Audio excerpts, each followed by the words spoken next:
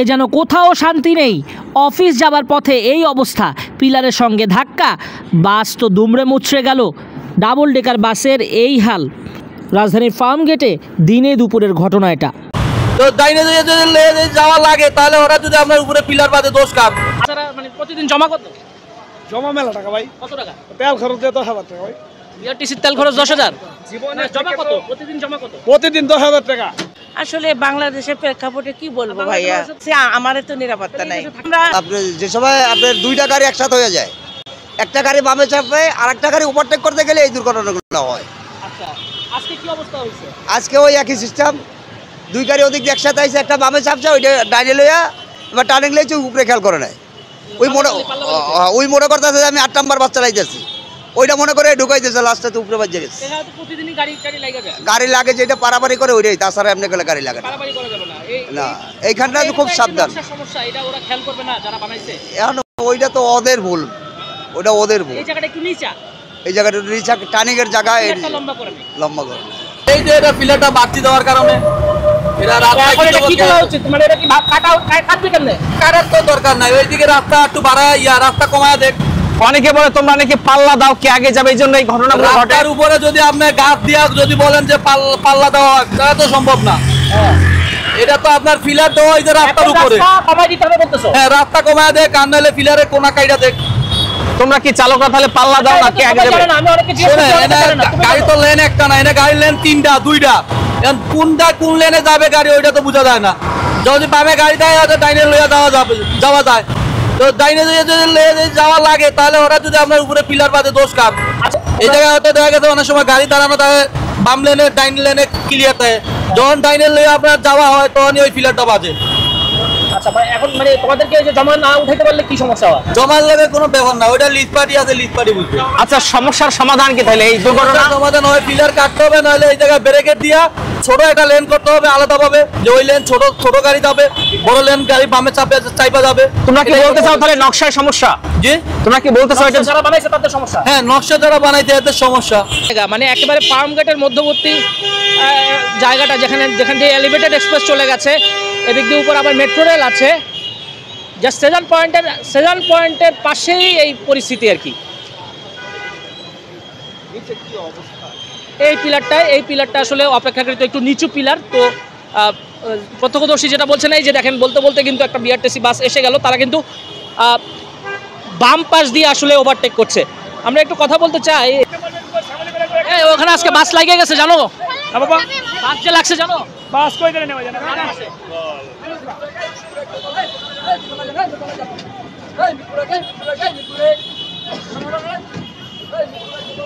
এই ভাইয়া, আজকে ডান পাশে যে বিআরটিসি ভেঙে গেছে, শুনছো? না না, শুন নাই ভাই। ডান পাশে একটা পিলার আছে যে নিচু, এটা জানো? বিআরটিসি দিয়া? হ্যাঁ, এই যে পিলারটা কেন লাগলো? যাই হোক ভাই, আমরা তো বলতে পারি না, আমাদের লাগে নাই। আমরা এই পাশ দিয়ে চালাও, এই পাশ দিয়ে চালাচ্ছ না? ডান পাশে দিয়ে গেলে এই পিলারটা, এই যে পিলারটা একটু নিচু, হ্যাঁ এটা জানো? না, জানি না ভাই। যাই হোক, জানি নিলাম আপনার থেকে, ধন্যবাদ। আচ্ছা, কেন লাগে তোমরা কি বলবা? ভাই, এটা তো ডাবল ডেকার। তোমরা নাকি পাল্লাপাল্লি করো? না ভাই, পাল্লাপাল্লি তো করি নেই।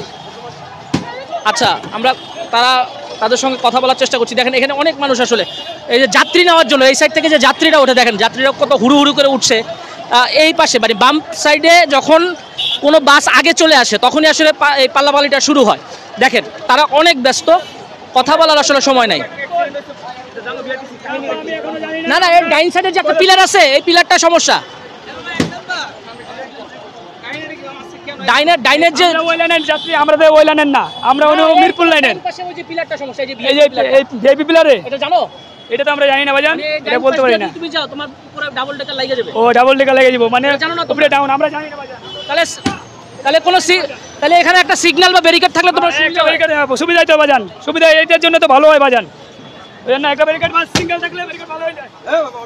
আচ্ছা, আমরা কথা বলছি আর কি, মানে ওরা জানে না, কোনো সিগন্যাল থাকলে জানে না। এই যে দেখেন যাত্রী এখানে এমন অবস্থায়, যে আরেকটা বলতে বিআরটিসি বাস আসলো। এখন এই দুই বিআরটিসি বাস যদি পাশাপাশি থাকে, তখনই আসলে এই যে প্রতিযোগিতাটা শুরু হয়। দেখেন, একটা বাস এসে কিন্তু সব যাত্রী ফাঁকা করে নিয়ে চলে গেছে। হ্যাঁ, দেখেন ওদেরটা কিন্তু ফাঁকা, এবং ও কিন্তু দৌড়ের উপর আছে। দেখেন, ওদের মধ্যে একটা প্রতিযোগিতা, কথা বলার কোনো সময় নাই, সে কিন্তু চলে গেছে। আমরা আচ্ছা এটা কেন লাগে এখানে কেন লাগে? ওই এই সাইড বাম্পারের জন্য, বাম্পারে পারাপারি করে তো এই সাইড চাপাই রাখে। তোমরা বাম পাশ দিয়ে থাকো কি আগে যাবে প্রতিযোগিতায় নামো? না আমরা এই বিআরটিসি অন্তত ভাই প্রতিযোগিতা লাগে না ভাই। এই জন্য লাগে যে ডান পাশে থাকে। ওই বাম্পারটা বাড়ানো তো এই জন্য। আচ্ছা এটা কি নকশার সমস্যা যে এটা তো তোমরা সমাধান এটা কেটে দিলে এই যায় বাম্পারটা কাটে দিলে এক নাম্বার শ্যামলে গেলাম, অথবা কোনো ব্যারিকেড দিলে কি হবে? ব্যারিকেড দিলে জ্যাম হয়ে যাবে ভাই, জ্যাম হয়ে যাবে। ছাপা রাস্তা না এত রাস্তা, এই সাইডে যদি স্টপেজ থাকে এই পাশে তো মনে করেন ফাঁকা থাকে না।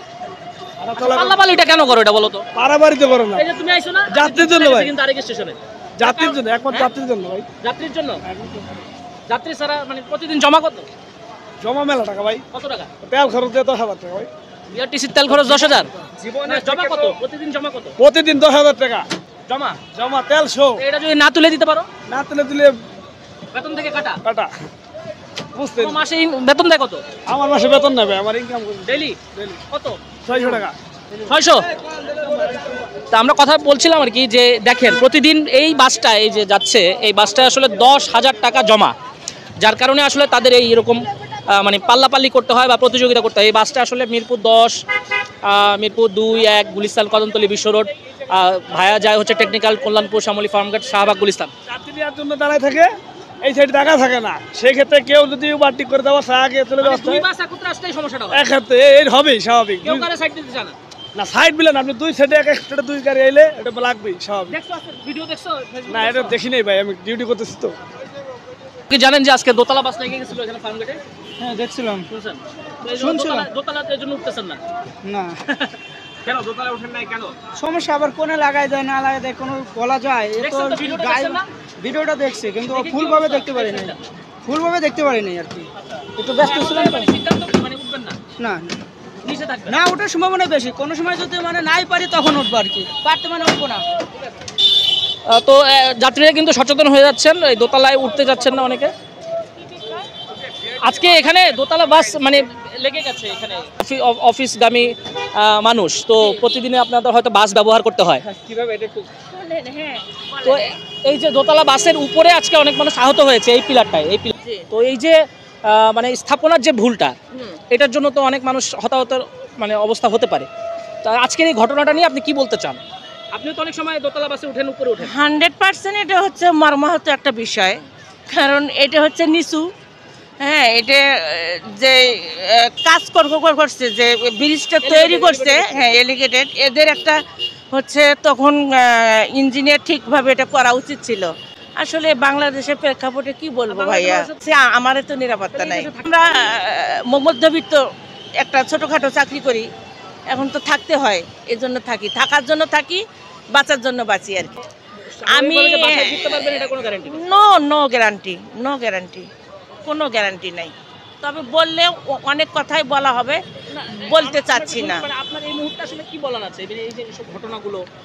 এই শুধু এইটাই না, আপনি হচ্ছে যাচাই বাছাই করে দেখবেন যে আরো অনেক কিছুতে এরকম সমস্যা, বিশাল বড় বড় সমস্যা।